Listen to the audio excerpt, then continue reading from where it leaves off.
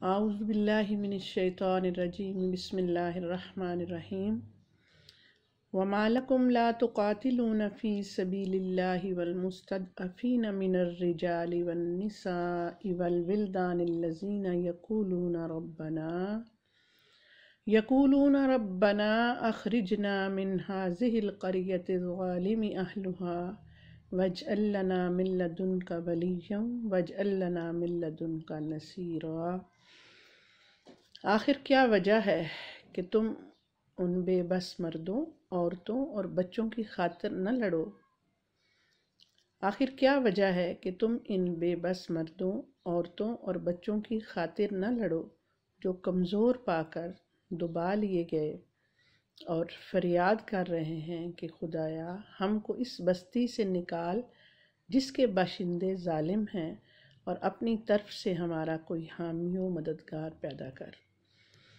رب اشرح لی صدری ویسر لی امری واحلل عقدۃ من لسانی یفقہوا قولی۔ رب زدنا علما نحمدہ ونصلی علی رسولہ الکریم، اما بعد، آمین ثم آمین۔ پیاری بہنوں، آج ہم جس موضوع پر گفتگو کرنے جا رہے ہیں وہ ہے 5 فروری، یوم یکجہتی کشمیر۔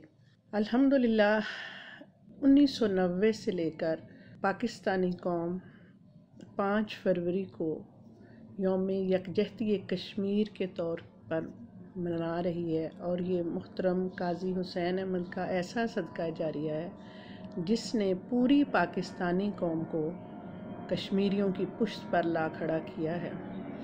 1990 سے اگلے ہی سال حکومت پاکستان نے قومی سطح پر 5 فروری کو آن کیا اور سرکاری چھٹی کا اعلان کیا، اور اس وقت سے لے کر آج تک اور انشاءاللہ کشمیر کی آزادی تک پاکستان کے گلی کوچے بازار، غرض یہ کہ ہر جگہ کشمیر بنے گا پاکستان، اور کشمیریوں کے ساتھ اظہار یکجہتی کے لیے چھوٹے بچوں سے لے کے ضعیف، بڑے، بوڑھے، عورتیں سب انشاءاللہ آپ کو میدان میں سرگرم عمل نظر آئیں گے۔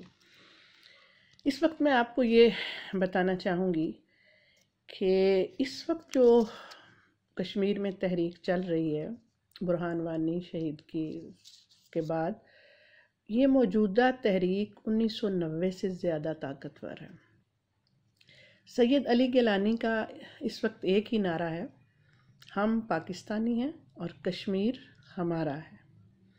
قائد اعظم محمد علی جناح نے کہا کہ کشمیر پاکستان کی شہ رگ ہے، بالکل ایسے ہی کہ کشمیر پاکستان کی شہ رگ ہے اور بھارت کی یہ دکھتی رگ ہے۔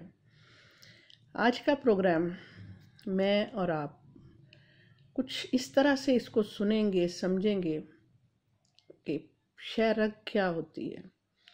تھوڑی دیر کے لیے اگر ہم اپنا ہاتھ اپنی شہ رگ پہ ذرا ہلکا سا دبائیں تو ہمیں اندازہ ہوگا کہ شہ رگ کا اور ہمارے باقی بدن کا آپس میں کیا رشتہ ہے۔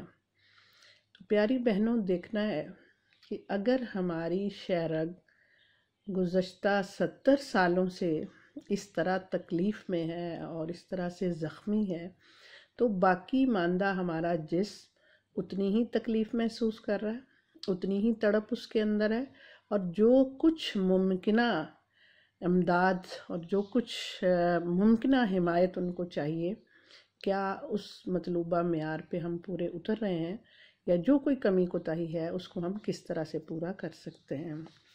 سید علی گیلانی کے اس نعرے کا ذرا ہم جواب دیتے ہیں۔ اپنی پیرانہ سالی کے باوجود بہت پرعزم ہیں اور یہ نعرہ لگا رہے ہیں کہ ہم پاکستانی ہیں اور کشمیر ہمارا ہے۔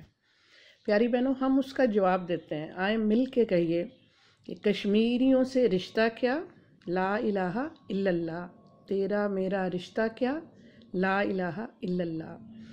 عزیز بہنوں، اس وقت جو خوش آئند بات ہے ہم سب کے لیے اور آزادی کی اس تحریک کے لیے، وہ یہ کہ الحمدللہ اس وقت پوری کشمیری قیادت متحد ہے۔ میر وائز عمر فاروق ہوں، شبیر شاہ صاحب ہوں یا یاسین ملک، سب سید علی گیلانی کی قیادت میں متحد ہیں۔ کل مجھے کسی نے کہا کہ آپ کشمیر کے اوپر بات کریں گی تو خواتین کے حقوق کے اوپر خصوصاً بات کیجیے گا۔ میں نے بہت جائزہ لیا کہ ہمارے وہاں جو بیٹے شہید ہو رہے ہیں یا جو ہماری ایک پوری نسل کو شہید کر دیا اور کئی نسلوں کو شہید کیا، تو خواتین کے حقوق کیا ان سے کچھ الگ ہیں؟ عزیز بہنوں، ایک خاتون جب سب سے پہلے جو چیز مانگتی ہے، جو اس کا حق ہے، وہ یہ سیکیورٹی ہے کہ اس کا باپ، اس کا شوہر، اس کا بیٹا، اس کا بھائی محفوظ ہیں اور وہ شام کو خیریت سے گھر واپس آتے ہیں۔ اس وقت جو مقبوضہ کشمیر میں ظلم کا بازار گرم ہے، اس میں بھارت کے ساتھ ساتھ اسرائیل بھی اسی طرح سے سرگرم ہے۔ بھارت اسرائیلی گٹھ جوڑ اور ان کی ناپاک سازشوں سے مقبوضہ کشمیر میں بھی اسرائیلی ظلم و ستم کا وہی بازار گرم ہے۔ مقابلہ وہاں بھی ٹینکوں کا، غلیلوں اور پتھروں سے تھا، اور یہاں بھی پتھروں اور درختوں کی شاخوں کے سوا آپ کو معصوم کشمیری بچوں اور نوجوانوں کے ہاتھوں میں کوئی دوسری چیز نظر نہیں آئے گی۔ انڈیا کے اسرائیلی شفاقیت کا سب سے بدترین تحفہ جو اسرائیل کی طرف سے انڈیا کو ملا، وہ پیلٹ گن ہے، جس نے لاکھوں نوجوانوں، بوڑھوں، بچوں کو بینائی سے محروم کر دیا ہے۔ عزیزوں، مرد تو مرد، جلسے جلوسوں میں جو خواتین شریک ہوتی ہیں یا اپنے گھروں کی چھتوں پہ اس کو دیکھ رہی ہوتی ہیں، اکثر اوقات وہ پیلٹ گن کا شکار ہو جاتی ہیں اور اپنے گھروں کی چھتوں پہ کھڑی کھڑی وہ بھی اپنی بینائی سے محروم ہو رہی ہیں۔ اور تو اور کیا یہ ستم ظریفی نہیں کہ وادی کے اندر بچیاں اسکول جانے سے ڈرتی ہیں؟ انتہائی خوف و ہراس کے سائے تلے وہ اپنی تعلیم کی ٹمٹماتی شمع کو بجھنے نہیں دے رہی۔ جب وہ معصوم اسکول کالج کے لیے نکلتی ہیں تو ان کی چٹیاں کاٹ دی جاتی ہے۔ ملالہ کو نوبیل پرائز دینے والے ذرا ان معصوم بچیوں کو بھی دیکھیں کہ وہ کس خوف کے عالم میں اپنی تعلیم کو زندہ کیے ہوئے ہیں اور کس خوف و ہراس کے عالم میں وہ اپنے گھروں سے باہر نکلتی ہیں۔ ہم اقوام عالم سے یہ مطالبہ کرتے ہیں کہ وہ کسی طرح بھارت کے اندر، مقبوضہ کشمیر کے اندر جائیں اور وہاں جا کے دیکھیں اور اس سفاک دشمن کی نشاندہی کریں کہ جس کے جبر و استبداد سے مرد، بچے، یہاں تک کہ اب عورتیں اور بچیاں بھی محفوظ نہیں۔ عزیز ساتھیوں، 5 فروری ایک دن کی یکجہتی نہیں بلکہ پورے سال، بلکہ سالوں کی یکجہتی کے ایسے منصوبے بنانے چاہیے جو کشمیر کو آزاد اور پاکستان کی مضبوطی کا باعث ہوں۔ ہم اپنے کاموں کو ان عنوانات کے تحت تقسیم کر سکتے ہیں کہ مجھے خود کیا کرنا ہے، میرے کرنے کے کام، سول سوسائٹی کے کرنے کے کام، دینی اور سیاسی جماعتوں کے کرنے کے کام، حکومت کے کرنے کے کام۔ ہم اپنی دینی سیاسی جماعتوں سے مطالبہ کرتے ہیں کہ وہ اپنے منشور میں کشمیر کی آزادی کو اور ان کی اخلاقی اور سفارتی جو حمایت ہے اس کو سر فہرست رکھیں۔ حکومت کے کام کرنے کے کیا ہیں کہ وہ کشمیر کا مقدمہ ایک اچھے وکیل کی طرح مدلل طریقے سے پیش کرے، کشمیر کی نمائشیں ہوں، بڑی سطح پہ اس کا اہتمام ہو، وادی کے حالات سے لوگوں کو آگاہی ہو۔ پیاری بہنوں، اس وادی کو کشمیریوں کے لیے کہیں جیل، کہیں سب جیل اور کہیں ٹارچر سیل کی جگہ جو ہے وہ تبدیل کر دیا گیا ہے۔ عزیز بہنوں، اس مقدمے کا مدعی کون ہے؟ ہم جاننا چاہیں گے کہ اس مقدمے کا مدعی کون ہے؟ مدعی ہم ہیں، یعنی پاکستان۔ آپ سب اس بات کو سمجھتی ہیں کہ مدعی سست اور گواہ چست ہو تو پھر نقصان کس کا ہوتا ہے؟ اس طرح سے نمائندگی کرنی ہے، اس طرح سے اپنے کاموں کو مینیج کرنا ہے، اپنی پالیسی کو ترتیب دینا ہے کہ کشمیر بہت جلد پاکستان کا حصہ بنے اور ان کے وہ دکھ اور درد اور وہ تمام پریشانیاں جو ہیں وہ دور ہوں۔ عالمی فورمز پر رائے عامہ کو کس طرح سے ہموار کیا جائے، پرنٹ میڈیا، الیکٹرانک میڈیا کے ذریعے کس طرح ثقافتی طائفے اور مختلف کس طرح ایسے اقدامات کیے جائیں کہ جس سے اس مسئلے کو پورے عالم اسلام کو، نہ صرف پورے عالم اسلام کو بلکہ پوری دنیا کو روشناس کروایا جائے۔ مثال میں آپ کو دینا چاہوں گی کہ یہاں ایک قریبی اسکول میں ایک دفعہ کشمیر کے اس پہ نمائش ہوئی۔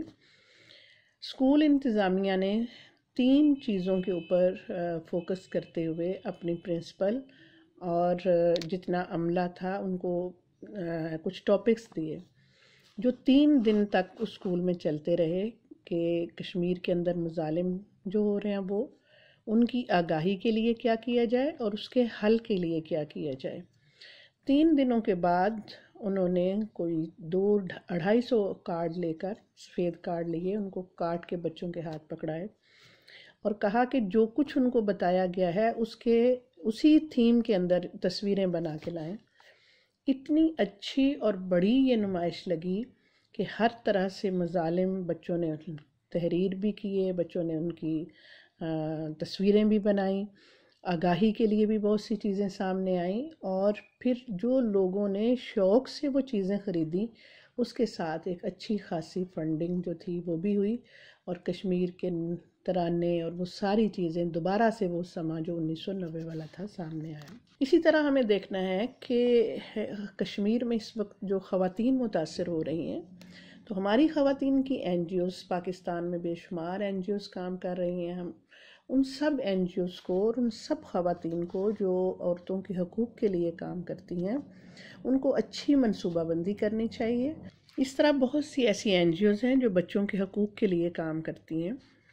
اس وقت دیکھا جائے تو سب سے زیادہ اگر دنیا میں فلسطین کے ساتھ ساتھ اور شام کے ساتھ ساتھ اب تو تعداد بڑھتی ہی گئی متاثر بچے ہیں تو وہ کشمیر کے بچے ہیں۔ ہمیں ان بچوں کے لیے کس طرح سے کام کرنا ہے، ان کی صحت کے لیے، ان کی ایجوکیشن کے لیے، ان کے حالات سے آگاہی کے لیے۔ جب ہم دیکھ رہے ہیں کہ وہاں بھائی بیٹے شہید کر دیے گئے تو غموں سے چور وہ بیوہ ماں کس طرح ان ننھے پھولوں کو اپنے آنسوں کے نیچے چھپا کر ان کا حق پرورش ادا کر رہی ہے کہ آج بھی وہ دودھ پیتے بچے سے لے کے ایک نوجوان تک ایک ہی نعرہ ہے کہ کشمیر بنے گا پاکستان۔ اسی طرح ہم دیکھیں کہ ہماری الحمدللہ پاکستان میں تقریباً 60% یوتھ، اللہ تعالیٰ اس کو سلامتی دے اور ہدایت پہ رکھے، ہمارے کالجز، ہماری یونیورسٹیز میں اس طرح سے اس مہم کو لانچ کرنا چاہیے کہ ہمارے بچے جو سارا دن تقریباً موبائل پہ کسی نہ کسی طرح سے مصروف رہتے ہیں، کس طرح وہ یو این او کو کروڑوں ای میل بھیجیں کہ جس سے وہ مطالبہ کریں کہ اس مسئلے کو یو این او کی قراردادوں کے مطابق اس کو حل کیا جائے۔ ہم مشرقی تیمور کو دیکھتے ہیں کہ وہاں لوگوں نے ایک دن میں 8 لاکھ ای میل بھیجی، جو وہاں یو این او میں ایک پریشر ڈیولپ ہوا، اور آپ کے سامنے ہے مشرقی تیمور آزاد ہے۔ بے شک وہ ایک عیسائی خطہ تھا اور یہاں مسلمانوں کے ساتھ سلوک جو ہے وہ ایک دوسرے انداز میں ہو رہا ہے، لیکن اس دور میں واویلا کرنا، اپنی چیزوں کو آگے پہنچانا جتنا مؤثر یہ حربہ ہے، اس سے بڑا اور کوئی حربہ جو ہے وہ نہیں ہے۔ تو ابھی قریبی ہم نے دیکھا کہ جب ٹرمپ نے کہا کہ بیت المقدس کو اپنا سفارت خانہ بنائیں گے، تو اس مسئلے پر پوری دنیا کے مسلمان بیدار ہوئے۔ تو آپ نے دیکھا دنوں میں ان کو اپنا فیصلہ نہ صرف واپس لینا پڑا، جو کچھ انہوں نے وہاں ووٹنگ میں ہزیمت اٹھائی اتنی بڑی سپر پاور نے، وہ آپ کے سامنے ہے۔ تو پیچھے پریشر کیا تھا؟ عوامی پریشر، آپ کا پریشر، نہ کہ وہ ایسا پریشر تھا جو مسلمان گورنمنٹ حکومتوں کا پریشر تھا، وہ صرف عوامی پریشر تھا۔ تو ہم ایسا عوامی پریشر اپنی یوتھ میں، اپنی خواتین کی این جی او میں، اپنے بچوں کی این جی اوز میں اس طرح سے ڈیولپ کریں کہ مسئلہ کشمیر پھر ایک دفعہ اسی طرح سے کور ایشو بنے جس طرح سے یہ پہلے پیک پہ تھا۔ اب کشمیر کی پکار اقوام متحدہ کے نام، اس ٹاپک کو لیتے ہوئے جس طرح سے وادی کے اندر جماعت نے پلاننگ کی ہے. کل میری کسی کشمیری لیڈر کے ساتھ بات ہو رہی تھی تو انہوں نے کہا آج ہمارا منصورہ میں اجلاس ہے، تو بہت سی چیزیں جو وہاں پہ طے ہوں گی انشاءاللہ ہم آپ کو حلقہ خواتین کو بھی وہ بتائیں گے کرنے کے کام کیا ہیں. تو انشاءاللہ جب ہمیں پتہ چلے گا ہماری قیادت اس کو بہت اچھے طریقے سے پلان بھی کر لے گی. اب جو ہم ان کی اخلاقی اور سفارتی حمایت جو اللہ تعالیٰ نے ہمیں، میں تو اعزاز ہی سمجھوں گی، تو اس میں ہمیں ایسی سرگرمیاں ترتیب دینی ہیں کہ جو قلب و روح کو گرماتے ہوئے اس طرح کی ایمانی حرارت ہمارے اندر پیدا کریں کہ ہم اس کے ذریعے عالم اسلام کو بالخصوص اور پوری دنیا کو بالعموم کشمیر کی حالت زار سے آگاہ کر سکیں. پیاری بہنوں، تکلیف جس کو ہوتی ہے واہ واللہ وہی کرتا ہے، شور وہی مچاتا ہے. کیا چائنا کشمیر کا مقدمہ لے کے اٹھے گا یا سارک ممالک کشمیر کا مقدمہ لے کے اٹھیں گے؟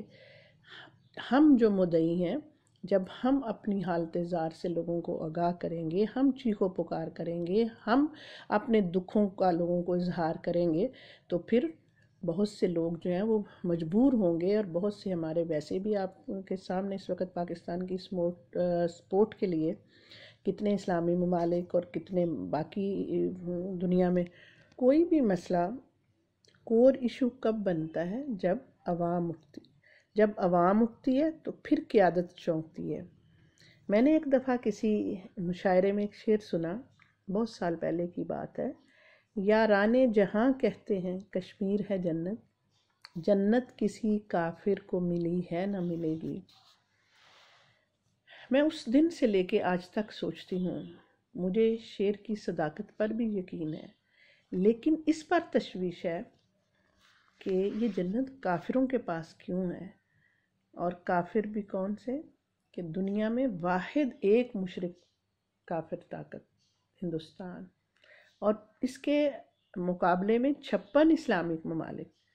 تو ہمیں دیکھنا ہے کہ ہمارے اندر وہ کون سی ایسی کمزوریاں ہیں، کون سا وہن ہے، کون سی ایسی خرابیاں ہیں جن کی وجہ سے یہ جنت نظیر خطہ دنیا کی واحد کافر طاقت کے پنجہ استبداد میں ہے. کشمیر پاکستان کی شہرگ ہے. مملکت خداداد پاکستان کے ساتھ جموں کشمیر کے لوگوں کی محبت کوئی ڈھکی چھپی بات نہیں. یہ آج کی بات نہیں، بلکہ یہ انس اور لگاؤ اس دن سے چلا آ رہا ہے جب سے یہ مملکت معرض وجود میں آئی. یہ محبت دلوں میں لیے کشمیری قوم کی 2 نسلیں رخصت ہو چکی ہیں. اپنے اس خواب کو شرمندہ تعبیر کرنے کے لیے یہ قوم بر صغیر کی تقسیم کے دن سے ہی مصروف جد و جہد ہے، جبکہ قدم قدم پر مصائب اور صعوبتیں بڑھتی ہی جا رہی ہیں. بلا مبالغہ آج کی تاریخ میں یہ حقیقت علل اعلان کہی جا سکتی ہے کہ کشمیریوں کے جذبہ آزادی اور پاکستان سے محبت کو ہر کٹھن اور مشکل حالات میں مہمیز ہی ملی ہے. کشمیریوں کا پاکستان سے محبت کا اظہار جز وقتی یا کچھ مادی وسائل کے حقوق کا معاملہ نہیں، بلکہ یہ ایک ایسا روحانی رشتہ ہے جس کی بنیادیں حرص و طمع سے ماورا ایمان و یقین کی اس مضبوط رسی سے بندھی ہیں جو کلمہ طیبہ لا الہ الا اللہ کی مضبوط ڈوری میں ہم سب کو پروتی ہیں، جس کی بنیاد پر یہ مملکت قائم کی گئی.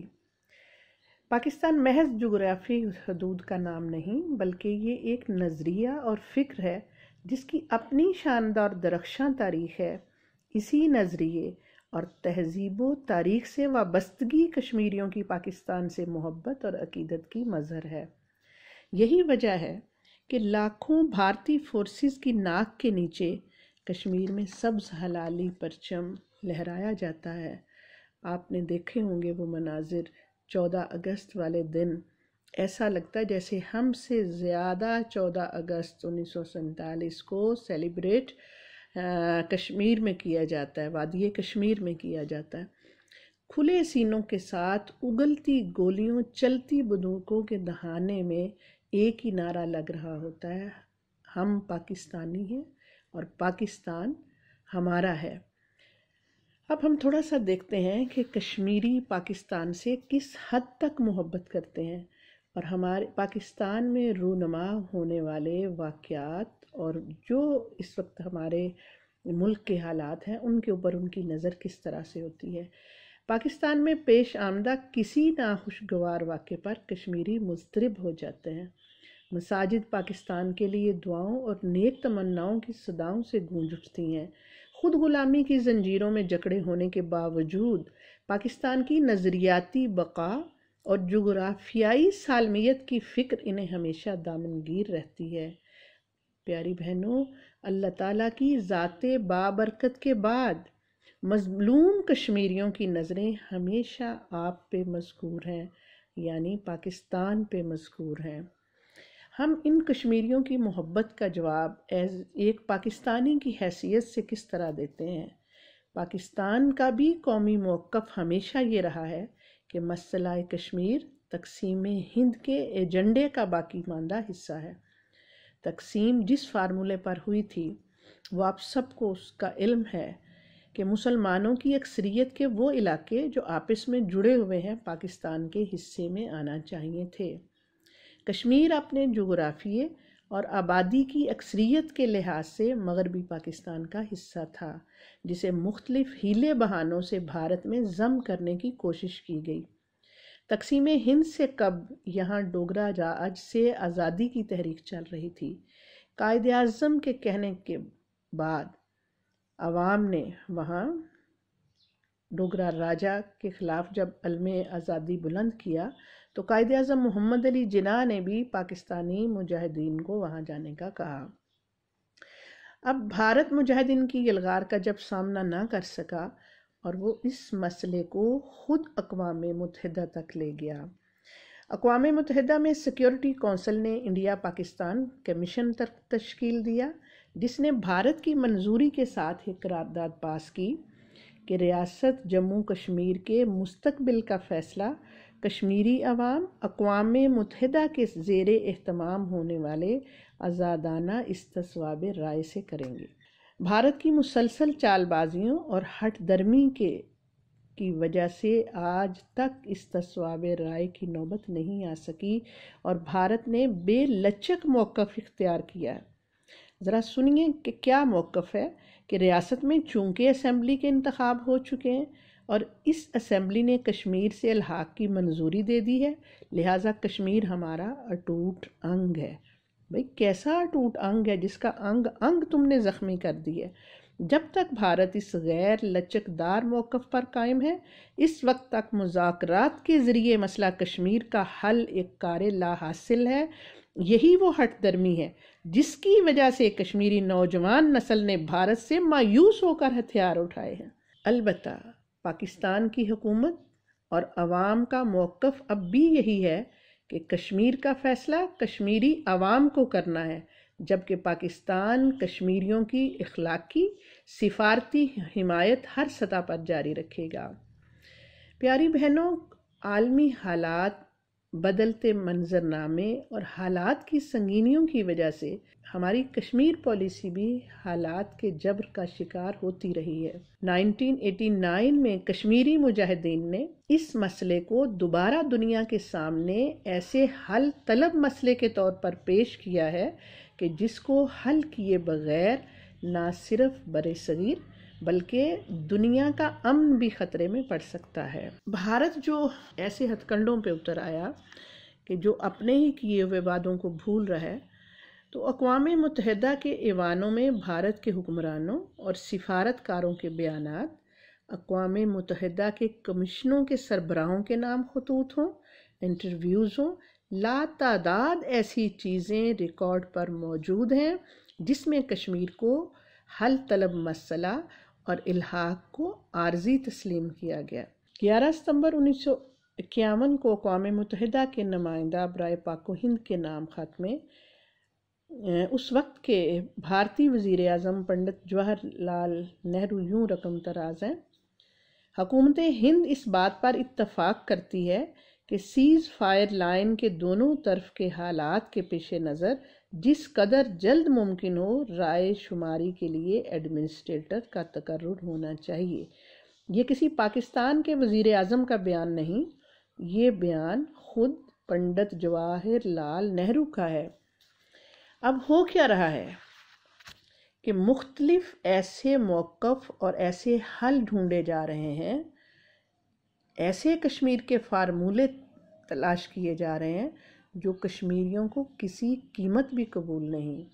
دراصل وہ ان اوچھے ہتھ کنڈوں سے جد و جہد آزادی کے ان ثمرات کو ضائع کرنا چاہتا ہے جو کشمیریوں نے اپنی 70 سالہ محنتوں اور قربانیوں کے ذریعے دیں۔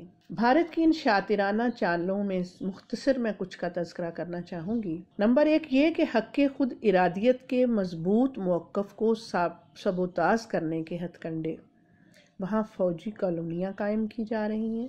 یہ اقدام غیر ہندوستانی معاشرے کو ہندوستانی معاشرے میں تبدیل کرنے کی کوشش ہے۔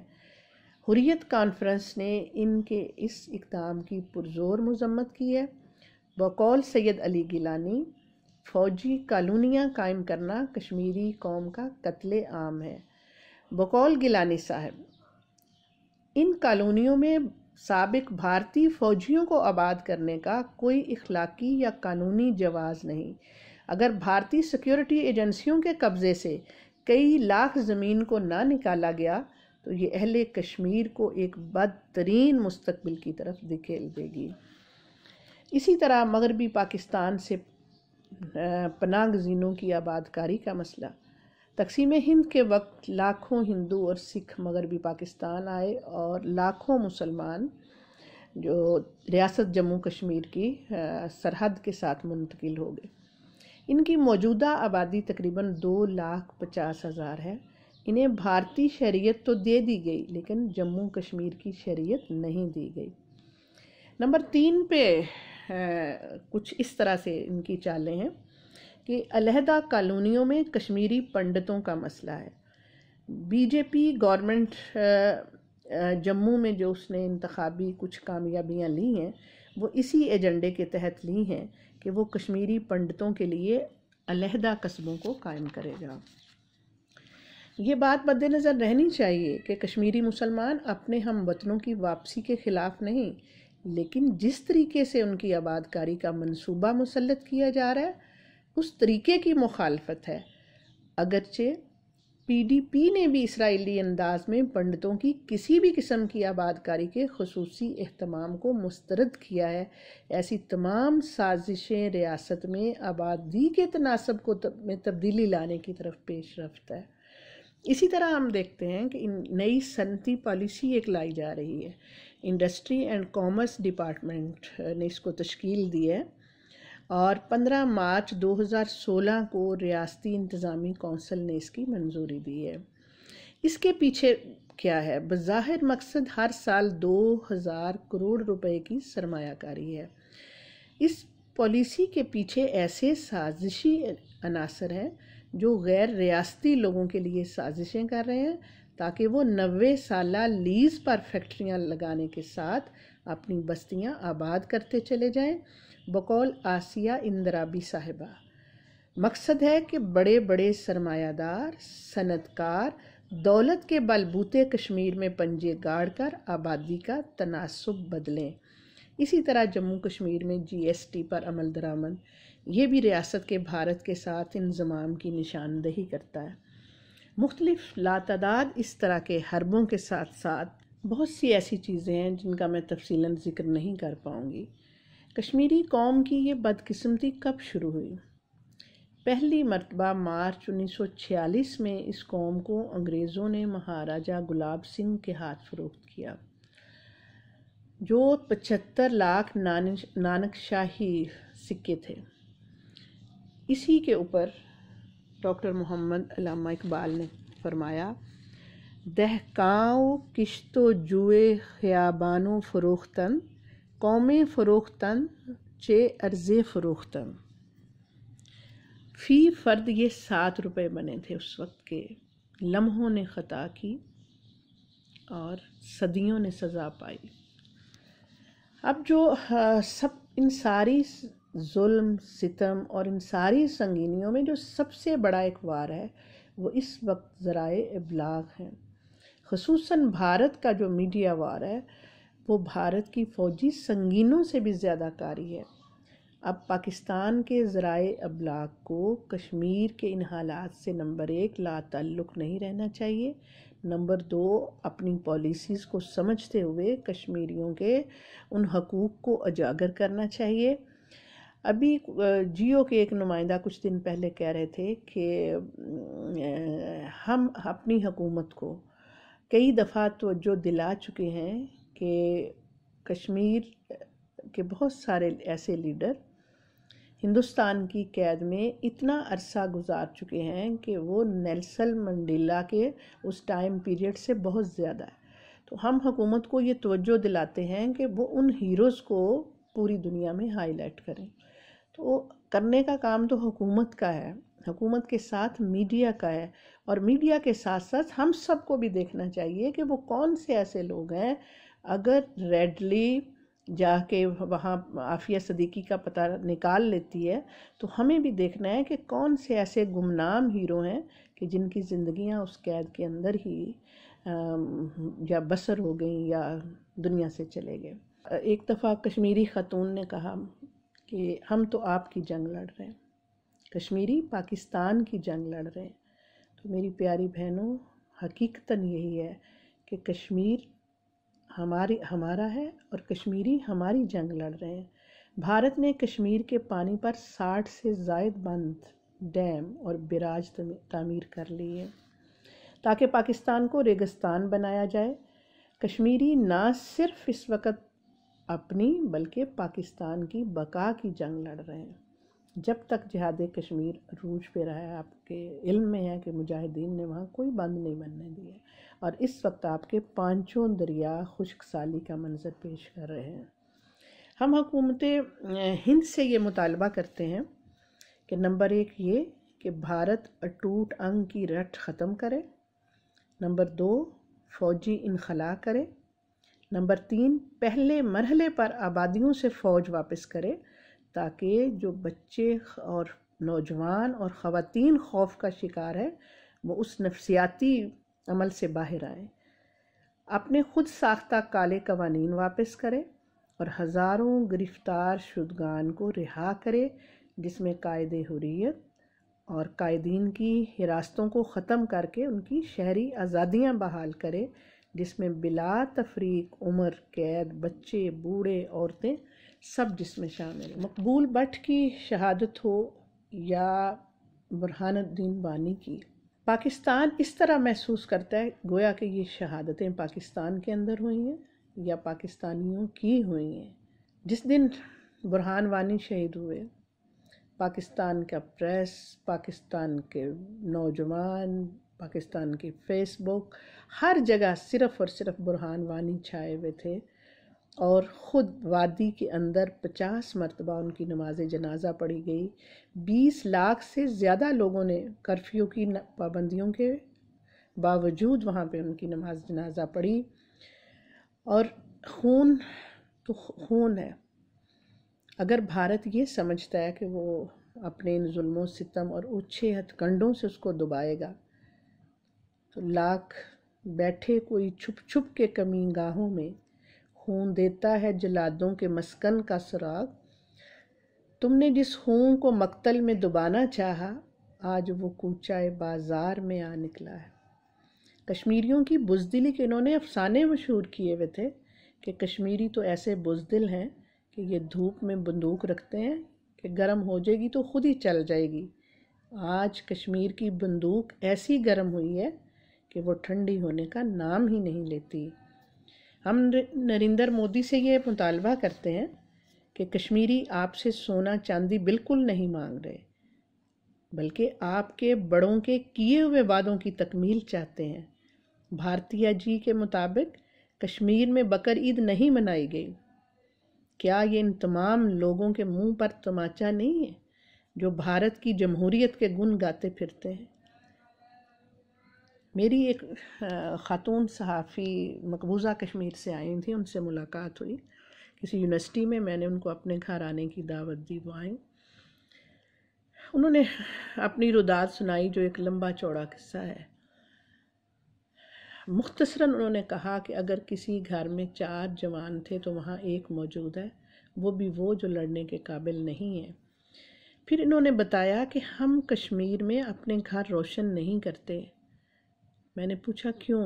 تو انہوں نے کہا ہم مدھم سا ایک بلب جلاتے ہیں، اس لیے کہ جتنے ہمارے دل زخمی ہیں، گھر کی پوری لائٹننگ کرنے کا مطلب یہ ہے کہ گویا کہ یہ کوئی خوشی کا سماں ہے۔ جب ہمارے دل ماتم کر رہے ہیں تو ہمارا روشنیاں جلانے کو دل نہیں چاہتا۔ تو بھارت اور عالم اقوام اس بات کا جائزہ لیں کہ وہ جو ہر وقت جہاں صف ماتم بچھی ہوئی ہے، جو وہاں پہ جو ظلم و ستم ہو رہے ہیں، ان کو کیسے روکا جائے۔ لہٰذا اس سارے ظلم و بربریت کا ریئیکشن ذرا سنتوش بھارتیہ کی زبانی سنیے کہ کشمیر میں پولیس والوں سے لے کر تاجر، طلبہ، سول سوسائٹی، قلمکار، صحافی، سیاسی پارٹیوں کے سربراہ، سب نے یہ بات کہی ہے کہ کشمیر کا ہر آدمی ہندوستانی نظام کے خلاف اٹھ کھڑا ہوا ہے۔ جس کے ہاتھ میں پتھر نہیں، اس کا دل پتھر ہے۔ اب یہ تحریک الحمدللہ گاؤں گاؤں، کریا کریا پہنچ چکی ہے۔ ہر موبائل ٹاور اور ہر پیڑ کے اوپر آپ کو پاکستانی پرچم لہراتا نظر آئے گا، اور یہ نعرہ کشمیر بنے گا پاکستان۔ آپ کرکٹ میچ ہی کو دیکھ لیجئے کہ ہندوستان کے ساتھ پاکستان کے کرکٹ میچ میں کشمیری بھائی کس طرح جذباتی لگاؤ رکھتے ہیں کہ ہماری ایک کشمیری بہن نے کہا کہ آپ کا کرکٹ میچ ہمارے لیے زندگی موت کا مسئلہ ہوتا ہے۔ ہماری پالیسیز، بیانات کشمیریوں کے لیے کس اہمیت کے حامل ہیں۔ عبدالرشید رابی صاحب کا ایک میں کالم دیکھ رہی تھی کہ انہوں نے لکھا کہ chief of army staff general Kayani نے آزاد کشمیر میں اگلے مورچوں کا دورہ کیا۔ ان کا پیغام یہ تھا جنرل کیانی کا کہ کشمیر کاز کے حوالے سے پاک فوج قوم کے شانہ بشانہ ہے اور اس سلسلے میں کسی طور پر بھی اپنی ذمہ داریوں سے غافل نہیں۔ قائد تحریک سید علی گیلانی، متحدہ جہاد کونسل کے چیئرمین سید صلاح الدین نے بھی اس کی تحسین کی اور اسے بجا طور پر ہوا کا تازہ جھونکا قرار دیا۔ مسئلہ کشمیر اور پاک فوج کا تعلق لازم و ملزوم سمجھا جاتا ہے۔ گوناگوں مسائل کے باوجود تحریک آزادی کشمیر کے حوالے سے پاک فوج کا ہمیشہ ایک واضح نقطہ نظر اور کردار رہا ہے۔ بھارت کے سیاسی عسکری اہداف کا ادراک پاک فوج کی قیادت بہتر طور پر کرتی ہے اور جانتی ہے۔ 1965 کی جنگ ہو یا چھوٹی موٹی اور جھڑپیں، پاک فوج نے قربانیوں کی نئی تاریخ رقم کرتے ہوئے ہمیشہ بھارتی عزائم کو خاک میں ملایا۔ اسی لیے ایوب خان مرحوم نے ایک دفعہ کہا کہ جب تک پاک فوج قائم ہے کوئی حکمران کشمیر سے غداری نہیں کر سکتا۔ تاہم 9/11 کے بعد جو نقصان کشمیر کاز کو پہنچا، اس کا قرض اور اس کی تلافی ہم سب پر واجب الادا ہے۔ سونیا گاندھی کا بیان ہم سب کے لیے لمحہ فکریہ ہے کہ ہم نے ثقافتی جنگ جیت لی۔ ثقافتی طائفے، دوستی بسیں، موسٹ فیورٹ نیشن، نہ صرف کشمیر کاز بلکہ خود ہمارے اسلامی تشخص کے لیے یہ چیزیں نقصان کا باعث بن رہی ہیں۔ کشمیریوں کو پچھلے 70 برسوں سے بالعموم اور 28 برسوں سے بالخصوص محو جد و جہد کشمیریوں کو تختہ مشق بنایا ہوا ہے۔ رائے عامہ اور عالمی برادری کے سامنے اب ایک اور منفی پروپیگنڈا کر کے بھارت جموں کشمیر کی تحریک خود ارادیت کو دہشت گردی سے منسوب کرنے کی کوشش کر رہا ہے، جس میں کسی حد تک وہ کامیاب بھی ہے۔ ایسی صورتحال کے حوالے سے پاکستان کو زیادہ متفکر ہونے کی ضرورت ہے تاکہ بھارتی منصوبوں اور پروپیگنڈے کا منہ توڑ جواب دیا جائے۔ کچھ کشمیر پر پاکستان کی جو کشمیر کمیٹی ہے، اس کا رخ کردار بھی متعین کرنے کی ضرورت ہے۔ یہ ہماری کشمیر کمیٹی، یہ بھی ایک معمہ ہے سمجھنے اور سمجھانے کا۔ جس طرح ابھی میں بات کر رہی تھی کہ بھارت کس طرح عالمی فورمز پر یہ پروپیگنڈا کر رہا ہے اور اس تحریک کو دہشت گردی کے ساتھ جوڑنے کی کوشش کر رہا ہے، تھوڑی سی جھلک میں آپ کے سامنے رکھوں گی۔ جب محترم قاضی حسین احمد امیر جماعت تھے، وہ 1990 میں ایک وفد کی قیادت کرتے ہوئے، جس میں پیپلز پارٹی، مسلم لیگ اور جمعیت علماء اسلام کے ارکان بھی تھے، اور ترابی صاحب بھی اس وفد کا حصہ تھے، ترکی خارجہ امور کی کمیٹی کے ساتھ کہتے ہیں ہماری ایک طویل نشست ہوئی، جس میں ہم نے انہیں مسئلہ کشمیر کی نوعیت اور اس کی تاریخ کے بارے میں آگاہ کیا۔ قاضی صاحب فرماتے ہیں کہ میٹنگ کے بعد ترک خارجہ کمیٹی کے سربراہ نے مجھے کہا کہ 1965 سے لے کر 1990 تک مسئلہ کشمیر دنیا کی نظروں سے اوجھل رہا ہے۔ اس عرصے میں ایک پوری نسل تبدیل ہو چکی ہے، اور دنیا بھر میں امور خارجہ کے موجودہ ذمہ داران ہر جگہ یہ سمجھتے ہیں کہ کشمیر بھارت کا داخلی مسئلہ ہے، اور بھارت اس میں کامیاب ہے کہ وہ اسے علیحدگی پسندوں کی ایک اندرونی شورش کے طور پر دنیا کے سامنے پیش کرے۔ مسئلے کی اصل نوعیت سے لوگ ناواقف ہیں، خاص طور پر یہ پہلو کہ بھارت خود ہی مسئلہ کشمیر کو اقوام متحدہ میں لے کر گیا تھا، اور اقوام متحدہ کی قراردادوں کو اس نے قبول کر لیا، اور استصواب اور رائے شماری کے ذریعے مسئلہ کشمیر کو حل کرنے کا وعدہ کیا۔ بین الاقوامی رائے عامہ کی نظروں سے یہ پوشیدہ ہے۔ ساتھ وہ کہتے ہیں کہ ہمیں ترک خارجہ کمیٹی کے سربراہ نے یہ مشورہ دیا کہ مسئلے کی اس نوعیت کو سمجھانے کے لیے پاکستان کی وزارت خارجہ، پاکستانی سفارتکاروں اور پاکستان کی سیاسی جماعتوں کو خاصی جدوجہد کرنی پڑے گی، کیونکہ بھارتی حکومت ہر جگہ اس سلسلے میں بڑی سرگرم عمل ہے۔ ہمیں خود بھی کہتے ہیں محترم قاضی حسین احمد کہ وہاں یہ تجربہ ہوا کہ ہم جہاں اور جس ملک میں بھی گئے، ہماری ملاقات سے قبل بھارتی سفارت خانے کے لوگ متعلقہ لوگوں تک پہنچ کر ان پر اثر انداز ہونے کی کوششوں میں مصروف رہے۔ تو یہ ایک سمجھنے سمجھانے والی بات ہے کہ ہم اپنے موقف سے کہیں پیچھے تو مسلسل پیچھے تو نہیں آ رہے۔ اگر ہم اپنا موقف دنیا کو سمجھانے کی کوشش میں کامیاب ہو گئے تو انشاءاللہ دنیا ہمارا ساتھ بھی دے گی اور کشمیر آزاد ہو کر رہے گا۔ اب جیسے آپ سب جانتی ہیں، بہنیں سمجھتی ہیں کہ الکفر ملت واحدہ، اور گزشتہ 30 سالوں سے افغانستان میں انہوں نے یہ بات ثابت کی کہ ایک عالم کفر پورے کا پورا متحد نظر آیا۔ اب ضرورت اس بات کی ہے کہ عالم اسلام کو بھی اکٹھا ہونا ہے، جبکہ پورا عالم اسلام اس وقت زخمی ہے۔ میرے ابھی دائیں ہاتھ ایک رسالہ پڑا ہوا ہے جس پہ لکھا ہوا ہے القدس تنادینا، کہ قدس بھی ہمیں بلا رہا ہے، ہمیں آواز دے رہا ہے۔ تو میری پیاری بہنوں، ان سب چیزوں کو اور ان سارے معاملات کو اچھے انداز میں ان سے نپٹنے کے لیے ہمیں عالمی اتحاد کے ساتھ ساتھ خود پاکستان کے اندر تمام دینی جماعتوں، تمام سیاسی پارٹیوں کو مسئلہ کشمیر کے لیے متحد ہونے کی ضرورت ہے۔ جیسا کہ علامہ اقبال نے فرمایا، ایک ہو مسلم حرم کی پاسبانی کے لیے، نیل کے ساحل سے لے کے تابہ خاک کاشغر۔ ایک مسلمان ہونے کے ناطے سورۃ حجرات میں اللہ رب العالمین کا یہ حکم ہماری نظروں کے سامنے رہنا چاہیے کہ انما المؤمنون اخوہ، کہ مومن تو آپس میں بھائی بھائی ہیں، اور یہ ایک جسم کی مانند ہے۔ جیسے کہ اس کا ایک حصہ اگر بخار میں تکلیف میں ہوتا ہے تو پورا جسم بخار میں مبتلا ہو کر اس تکلیف کو برداشت کرتا ہے۔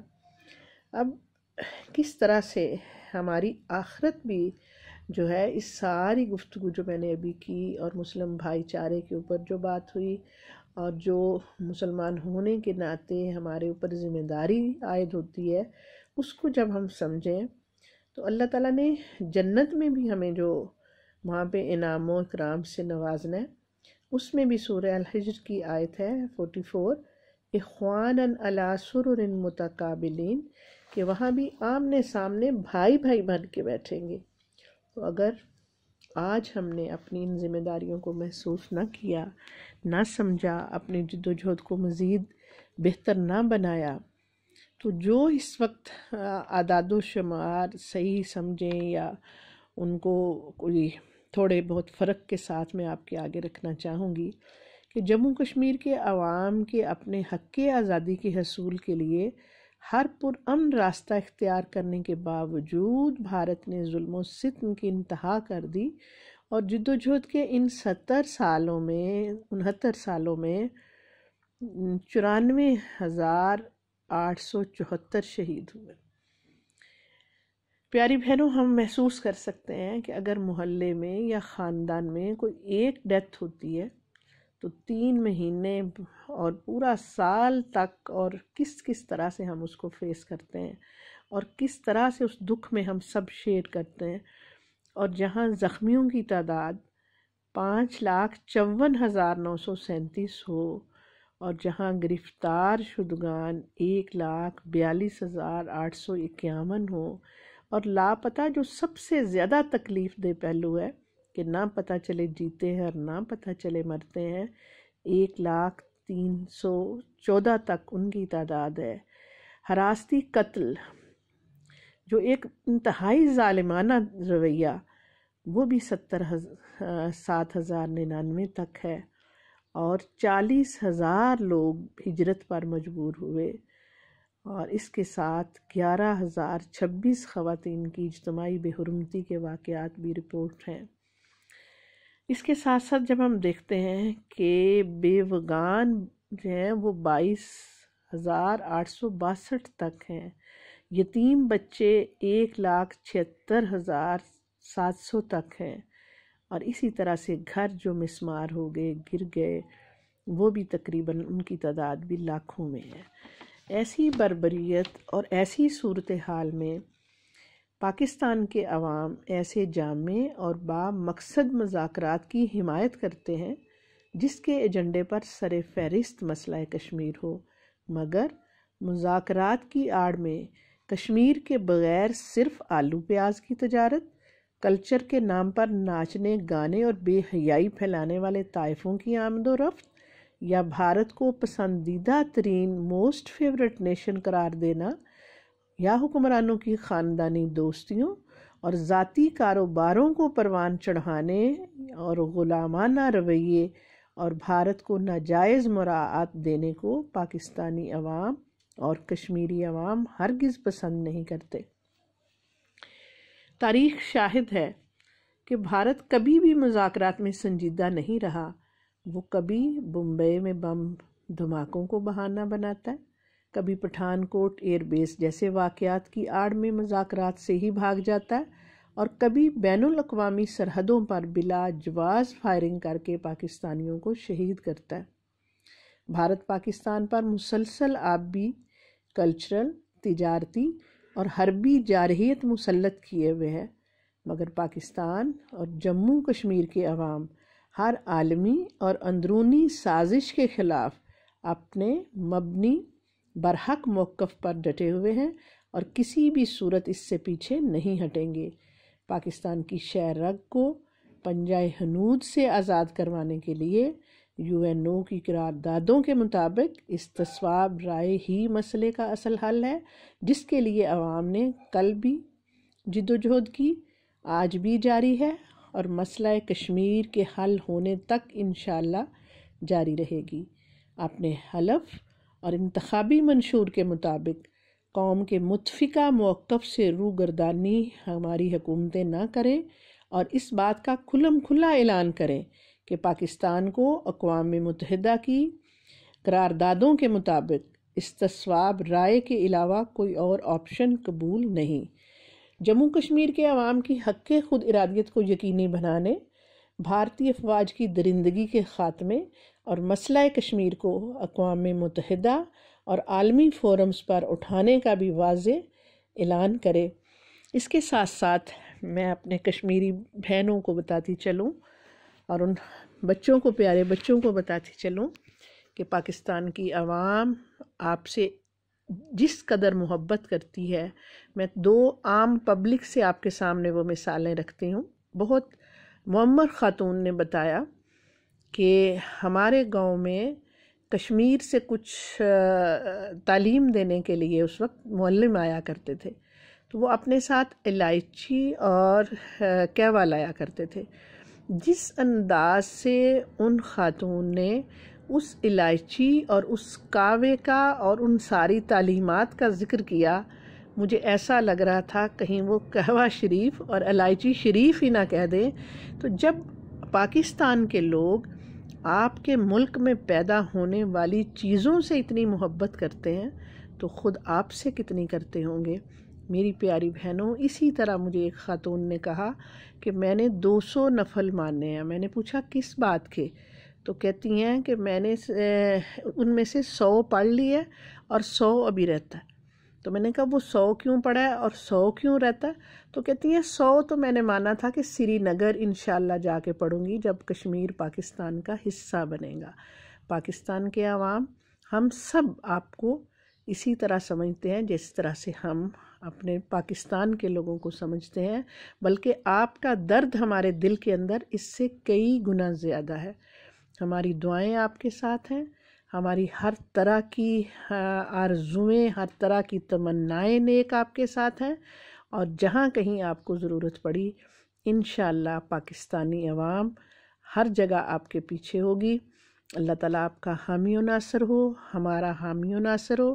اللہ پاکستان کو ہمیشہ قائم رکھے، امت مسلمہ کا اس کو کی قیادت نصیب فرمائے، اور اللہ تعالیٰ کرے کہ کشمیر آزاد ہو، اور جو ہندوستان نے وہاں بربریت کا بازار گرم کیا ہوا ہے اس سے آپ کو نجات ملے. ابھی کسی چینل کے اوپر میں ایک سکھ بزرگ کی گفتگو سن رہی تھی، تو وہ اپنے خالصتان کے اس فکر میں پڑے ہوئے تھے. تو کہیں ایسا نہ ہو کہ بھارت کشمیر کو پکڑتے پکڑتے اور بھی اپنا بہت کچھ اس کے ہاتھوں سے نکل جائے. اس کو ہوش کے ناخن لینے چاہیے اور کشمیریوں پر یہ بربریت، یہ ظلم و ستم بند کرے. اور خود پنڈت جواہر لال نہرو نے جو اقوام متحدہ کی قراردادوں کے تحت وعدہ کیا اس وعدے کو نبھائیں، اور کشمیر میں ان چال بازیوں کو اور آبادی کے تناسب کو بدلنے، اور وہاں کے کھیت کھلیان برباد کرنے، اور وہاں کے بہترین پھلوں کو خراب کرنے، اور وہاں کی بہترین ہینڈی کرافٹس اور ہر صنعت کو برباد کرنے سے بہتر یہ ہے کہ ان کو حق کی خود ارادیت دے اور وہ اپنی مرضی کے ساتھ جہاں رہنا چاہتے ہیں وہاں رہیں. پاکستان زندہ باد. اللہ ہم سب کا حامی و ناصر ہو. السلام علیکم ورحمۃ اللہ.